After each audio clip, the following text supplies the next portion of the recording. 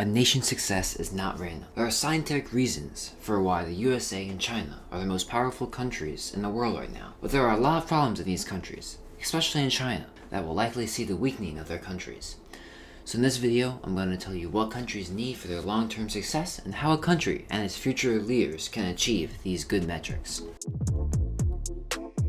A nation that loses population every generation will eventually die out. This saying explains why birth rate and demographics are so incredibly important. If you're losing a large portion of your population every generation, your population will become older, which means the economy will shrink with less workers and more welfare patients, and there will be less people for the military, since Grandpa Joe is not going to make it through the first week of boot camp. An area around China has switched from many people thinking the country is destined to overtake the US to a collapsing nation, in large part due to the country's demographics. China is on pace to lose half its population, 700 to 800 million people, by the end of the century. You don't need to be a historian or an economist to know that this is not good for countries. The government is becoming more authoritarian to maintain its power over the coming Chinese crisis when the population gets angry and begins to revolt. This circumstance can be seen in Russia, where the population is going to be decreasing by 20 million people by 2100, from 140 million to 120 million people. This number seemed a lot better until you realize much of the population growth in Russia over the last 80 years is coming from its Muslim minority populations in the Caucasus and Central Asia.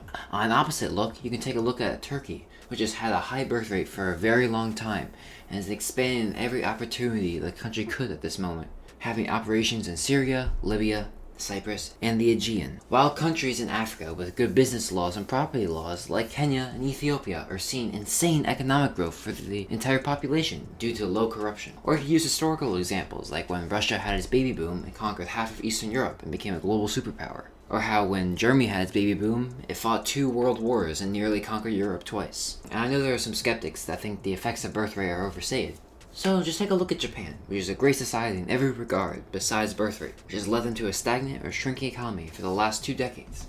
However, much of the population growth of the world is coming from third world nations, which most likely have no future due to massive corruption and bad laws. So keep an eye out for countries with high birth rates and a stable society. The best way to increase a birth rate is to have a religious society. This is because religious societies always have higher birth rates than irreligious society. Compare Germany to the USA. Similar values, development, ethnicity, and everything except level of religiousness, which means Germany has a birth rate of 1.4 and the USA 1.64, which used to be much higher around the replacement level of 2.1 until a big drop starting in 2008 for economic reasons. Germany's birth rate, on the other hand, has been below replacement level since the 70s. You can learn more about this from the widely recommended book called Sapiens, which talks about how humans became religious, how it's vital for our society to survive. Check the description below. Remember when I was talking about a stable society earlier? The next important thing that keeps nations strong is social cohesion / a trusting society. This is important because if people in society do not trust one another, all institutions of the country will be less effective. This is because the people of the country have a mindset of let's do what's right for my tribe instead of let's do what's right for my country. This leads to a bunch of terrible things like corruption, divide elite, civil war, and political and religious radicalization. This can be easily seen in modern Middle Eastern and African countries like Iraq and South Africa, where a ruling tribe takes over the government and just steals from the other tribes of the country. However, if you look at a country like Japan, where the people feel very united by their ethnicity, religion, and nation, they have some of the lowest corruption, most stable government, and not a single rebellion since the Satsuma Rebellion in 1877, and some of the most fair government institutions in the world. Some of my top picks for upcomers would have to be Ethiopia and Islam in general. Ethiopia because right now there is a big civil war between the Tigray and the government. But after a civil war, the elite of the countries tend to become more unified. And this is mostly because the winning side of the civil war usually exiles or kills the other side of the civil war.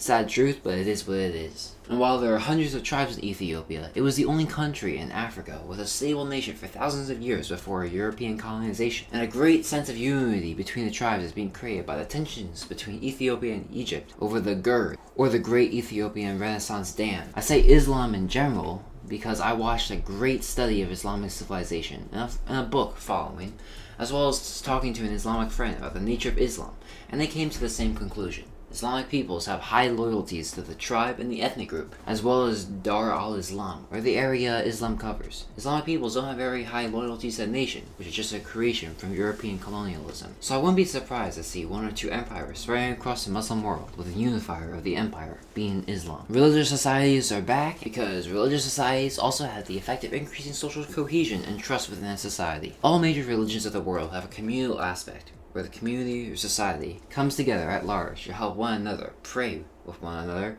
give to one another. It basically brings people together. Religion also gives something everyone can agree on.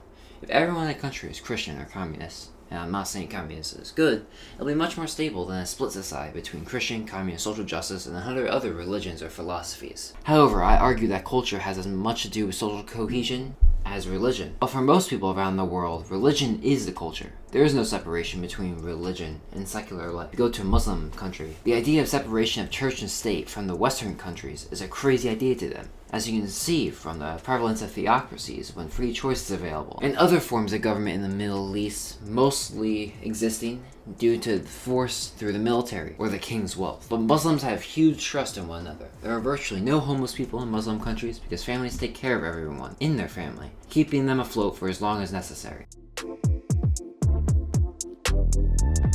This is a little more nuanced and less scientific, but striking a balance between conservatism and progressivism, or reformism as I'm going to call it, is crucial for a nation. Let me talk about the strengths and weaknesses of both. Conservatism, or the belief that the status quo is the way it should be, is very powerful because if society is successful, the status quo must be good. However, the world might be good where you live, but thousands of miles away from you on the opposite side of the continent, there may be people whose status quo is better than yours. Yep, that's right. I'm talking about China. China was the most successful and richest state for nearly 1,500 years. However, the bureaucratic elite in Chinese society had become too conservative. Even the idea of change in China seemed evil. This led to a century of humiliation that China has still never recovered from. However, reformism can also be just as dangerous. Reformism, when pushed too far, leads to totalitarian states that attempt to usher in utopias.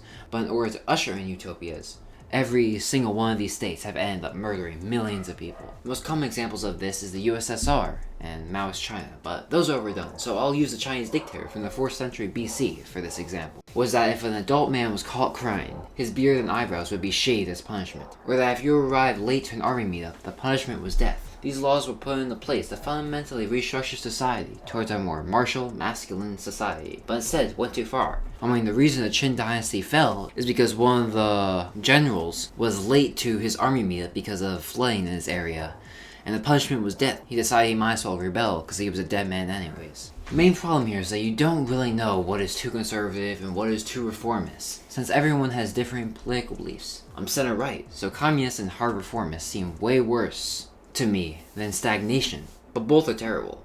I would say, however, that a country like the United States is definitely not too conservative, but is starting to become a little too reformist at the moment. But there's also a scary amount of hard right in the US as well that I am probably just as worried about. In order to have a good balance between conservative and reforming, society needs a couple of things. First is to have a good standard of living. A society where the average Joe can't get a job, can't get a house, and can't marry and start a family young will be a lot more radical than one where the average Joe can get these things much earlier. The next thing is actually what I'm going to talk about next.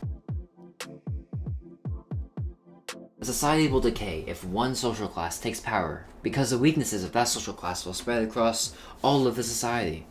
A singular dominant social class also increases corruption, because there is no social class to take power from them when they're doing malicious things. You can see this all across history. The priests in India, the bureaucrats in China, priests and warriors in Islam. They all stagnated because the weaknesses of these groups spread throughout the whole society and ate it alive. You can see one missing civilization from that list. Western civilization. Western civilization has had a very divided power structure. Merchants, priests, nobles, or the elites, and there used to be kings. Western civilization was so dynamic and made so much progress because each social class had to stay low to earth and stay competitive with one another, or they would dissolve. The best way to have a balance between social classes is to pray for art and Jesus. Yeah, it's disappointing, but the only way to have a balance is for the social classes to stay competitive and adapt to the changing world. The West kind of just got lucky. The nobility doesn't really exist in the West anymore because they were outcompeted by the church and merchants. The best thing a society can do is to not let one social class take over everything in society. If bureaucrats took over Congress, Hollywood, New York,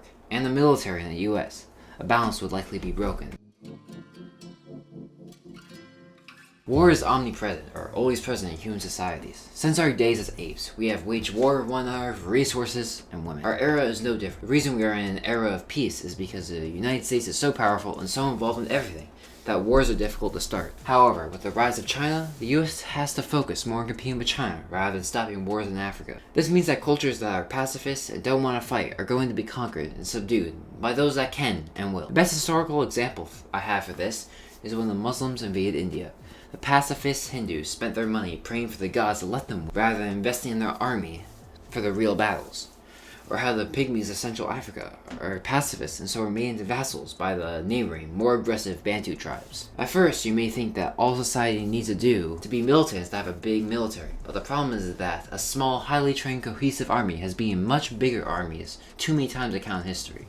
Sweden in the Great Northern War, Germany in both the World Wars, Greece in the Greco-Persian Wars, and so many others. These smaller armies can do this by having a more militant culture, more unity among the men, and more training among the soldiers. A society needs to have strong military values, or else a more militant culture will conquer them. Girls in college think that they're the shit, always complain about military expenditure. But my ancestors came from Britain, where the native populations didn't have a strong military. So the Vikings literally just killed nearly all the men, but, got to marry the women. I'd like to stay alive. Thank you very much. Well, I hope you guys found this video helpful, as basically all of these things can be affected by the people in power, which could be you. There's so many other things that keep nations so strong, so make sure to subscribe and turn the bell for part 2. And join me, where we are building the next generations of leaders. Check out these videos.